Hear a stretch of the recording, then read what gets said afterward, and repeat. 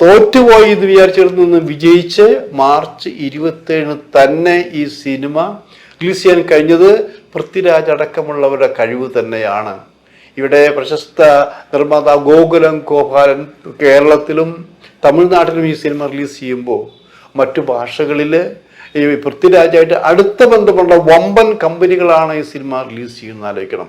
അങ്ങനെ റിലീസ് ചെയ്യുമ്പോഴും ഇവിടെ പ്രേക്ഷകർ ഈ സിനിമ ബുക്ക് ചെയ്യാൻ പോയപ്പോൾ ബുക്കിംഗ് തുടങ്ങിയിട്ടില്ല എന്നറിഞ്ഞു.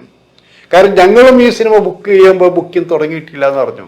എന്തു പറ്റി എന്ന് പലരും ചോദിച്ചപ്പോൾ പെട്ടെന്ന് ഇതെല്ലാം ശരിയായപ്പോൾ ഒരു ദിവസം തീരുമാനിക്കുന്നു, ഈ സിനിമയുടെ ബുക്കിംഗ് തുടങ്ങി 1 മണിക്കൂർ കൊണ്ടാണ് 1,00,000 ടിക്കറ്റുകൾ വിറ്റുപോയെന്ന് ആലോചിക്കണം.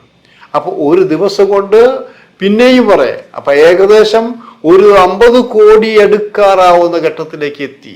അപ്പൊ ചോദിക്കും, ദൃശ്യം 50 കോടി ആയില്ലേ എന്നുള്ളത്.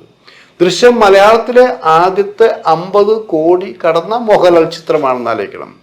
എമ്പുരാൻ അങ്ങനെയല്ല, ഒരൊറ്റ ദിവസം കൊണ്ടാണ് മോഹൻലാലിന്റെ ഈ സിനിമ ഇത്രയും കോടികളിലേക്ക് എത്തിച്ചത്. അതും സിനിമ തിയേറ്ററിൽ പ്രദർശിപ്പിക്കാതെ, പ്രേക്ഷകർ കാണാതെ.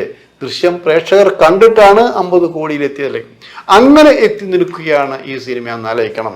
ഇപ്പൊ ഞാൻ ഇന്ന് തന്നെ 2-3 മറ്റു നിർമ്മാതാക്കളെ സ്ഥിരമായി നിൽക്കുന്ന നിർമ്മാതാക്കളെ വിളിച്ച് എന്താണ് നിങ്ങൾക്ക് എമ്പുരാനെ കുറിച്ച് പറയാനുള്ളത് എന്ന് ചോദിച്ചപ്പോൾ അവർ പറഞ്ഞു, ഞങ്ങൾ ഈ സിനിമ കണ്ടിട്ടില്ല, ഈ സിനിമ വേറെ ആരെയും കാണിച്ചിട്ടുമില്ല, ഈ സിനിമ ഞങ്ങൾ കാണാൻ വേണ്ടി ബുക്ക് ചെയ്തിരിക്കുകയാണ്.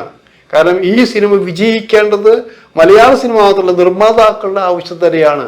അതുകൊണ്ട് ഞങ്ങളൊക്കെ ഉറ്റുനോക്കിക്കൊണ്ടിരിക്കുകയാണ് ഈ സിനിമയുടെ ഗതി എന്താവും എന്നുള്ളത്.